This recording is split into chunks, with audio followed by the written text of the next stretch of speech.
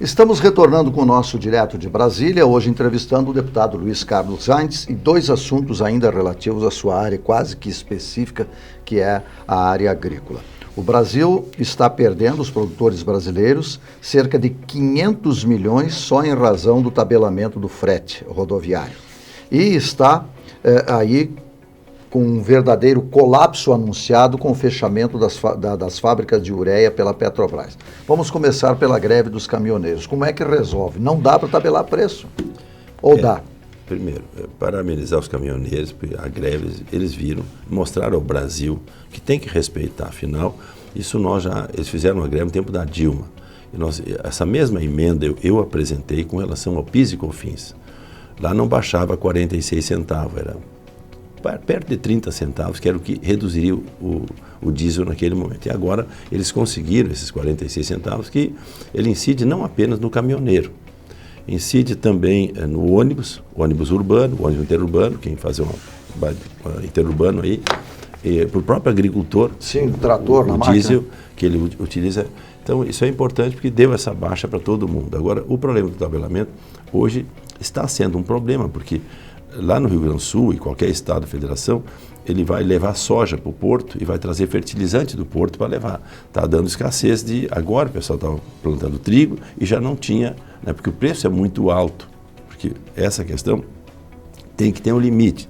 Então essa tabela que foi anunciada pelo governo resolveu o problema ali, mas deixa o próprio caminhoneiro com problema. Então tem que haver um bom senso e nós já fizemos uma audiência pública na Câmara, chamando caminhoneiros, transportadoras, os produtores rurais, enfim, para poder chegar com o governo um meio termo, né? O senhor já tinha visto essa questão antes, né? Tanto que o senhor falou assim, eu já tinha um projeto que diminuía em 30 centavos. Sim. Né? E um outro ponto importante... Mas isso não tabelava. Não tabelava. E um outro ponto importante é que fez com que a Petrobras revisse, né, a forma do reajuste do combustível. Hoje está diferente.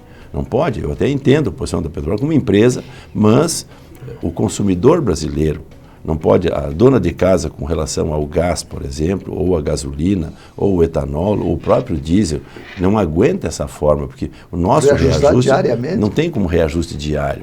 Eu até entendo essa questão de mercado internacional, enfim, mas tem que ter uma política mais voltada de acordo com a realidade do nosso povo. O consumidor pode absorver esse custo, isso também modificou. Então, a greve dos caminhoneiros fez isso aí também, nos ajudou nesse processo. Agora, mostra também a fragilidade, Campbell e Oito-Chumas, do nosso sistema de transporte, que abandonaram hidrovias, abandonaram ferrovias há muitos anos, lá começou com os governos militares. Bom, e aí ficou o quê? E hoje, eu bato nesse assunto como pré-candidato no Rio Grande do Sul, por exemplo, tem 3.200 quilômetros de ferrovias, e você conhece. Conheço. Ferrovias que estão desativadas.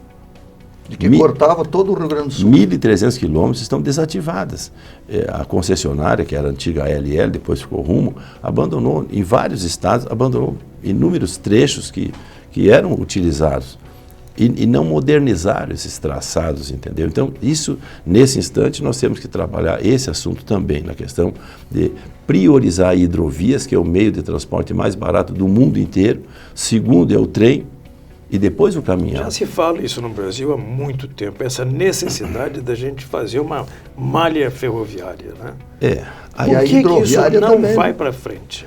Aí o problema é o seguinte, são recursos que o governo não tem e tem que chamar a iniciativa privada. Por exemplo, tinha um trem do norte, que pegava de São Paulo, né, ia para o norte. Nós, da bancada do Rio Grande do Sul, pegamos do Mato Grosso do Sul, nos juntamos à bancada do Mato Grosso do Sul, Paraná, Santa Catarina e Rio Grande do Sul, e conseguimos inverter que ela fosse para o sul. Então é norte e sul, a ferrovia. Mas a obra, para chegar do Paraná, de São Paulo, onde ela estava, para chegar ao Rio Grande do Sul, era 24, 25 bilhões de reais.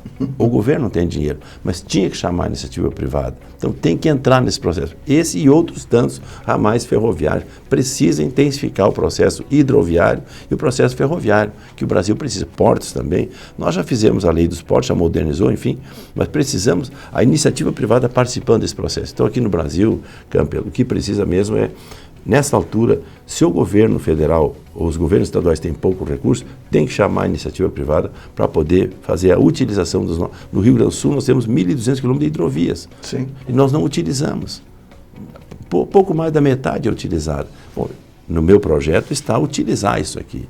E falta o quê? Dragagem, sinalização. Dragagem, sinalização. Bom, se o Estado não tem dinheiro, se a União não tem dinheiro, chama a iniciativa privada. Os PPPs estão aí claro, para isso avançar, mesmo. né? Claro, quando eu fui prefeito em São Borja, se lutava desde o tempo de Getúlio Vargas numa ponte São Borja-São Tomé. E ela saiu quando eu fui prefeito, em 93, 96. O Fernando Henrique era ministro das Relações Exteriores naquele momento, né, do Itamar Franco, nós conseguimos fechar a ponte lá. Saiu e a ponte... Veja, foi em 97 ela foi inaugurada e já está terminando a concessão, pronto. A Argentina botou 25%, o Brasil botou 25%, a iniciativa privada colocou 50% e a ponta lá, servindo não só a São Borja, serve a todo mundo, né? Serve a todo mundo. Então, essas parcerias que nós precisamos fazer. Deputado, rapidamente, a questão do fechamento das produtoras de ureia pela Petrobras. Tem que ter uma política. Volto ao deputado, hoje deputado, ex-ministro Stefanes, nós trabalhamos um projeto de política de fertilizantes no Brasil. O Brasil importa nitrogenados, que é o caso da ureia. O Brasil importa também os adubos potássicos, é muito pouco potássio que nós temos aqui, e alguma coisa de fosfatados. Quer dizer, nós temos condições de, não vou dizer zerar os potássicos, mas ampliar e muito a produção de adubos potássicos, que isso baratearia o custo aqui do produtor rural. E da ureia da mesma forma. Então, são políticas que precisa ter. Eu não sei qual é a política da Petrobras, por exemplo, que está desistindo. Seguramente quer vender a mina, a fabricação, mas alguém vai entrar no lugar dela, ganhando dinheiro, entendeu? Então, esse é o ponto. Quer dizer, tem que ter políticas mais estáveis com relação aos fertilizantes, porque falamos em defensivos e vamos falar em fertilizantes. É importante isso aí, porque o Brasil, que pode escrever o que eu estou dizendo para vocês, com o clima que nós temos, com as terras que nós temos, com a água doce que nós temos aqui, e principalmente o produtor rural, que é um vocacionado, o Brasil, se não nos atrapalhar, será a maior nação agrícola do planeta. Já somos hoje grandes produtores, mas nós temos, e é das últimas fronteiras agrícolas, quer dizer, e veja, nós não vamos chegar na floresta amazônica. Nós temos hoje, mais da metade do território brasileiro é preservado, mais da metade do território, nós temos 851 milhões de hectares, quase 500 mil, hoje ainda é preservado. Qual o país do mundo que tem 50% da sua área preservada? Um levantamento que nós fizemos recentemente, Câmara, a Embrapa de Campinas, o doutor Evaristo lá, fez um levantamento e que foi confirmado pela NASA. A NASA examinou e confirmou, praticamente bateu o número que a Embrapa aqui de Campinas fez, né, da preservação das áreas dentro das propriedades rurais. O que os produtores preservam, aqueles números bateram exatamente o que a Embrapa fez, né, e o que eles. Então, o produtor também é preservacionista, porque eu sei, eu sou produtor rural, eu tenho que preservar o meio ambiente, porque afinal eu vivo daquele meio ambiente. Não é só o cara da cidade que... Não.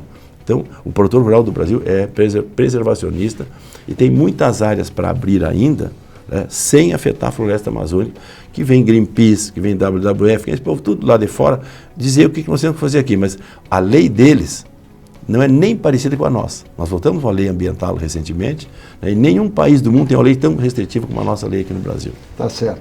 Nós vamos agora, depois, no último bloco, vamos falar um pouco de política, a situação do Congresso Nacional, as eleições de 2018, e essa incerteza jurídica que permanece no Brasil. Nós já voltamos.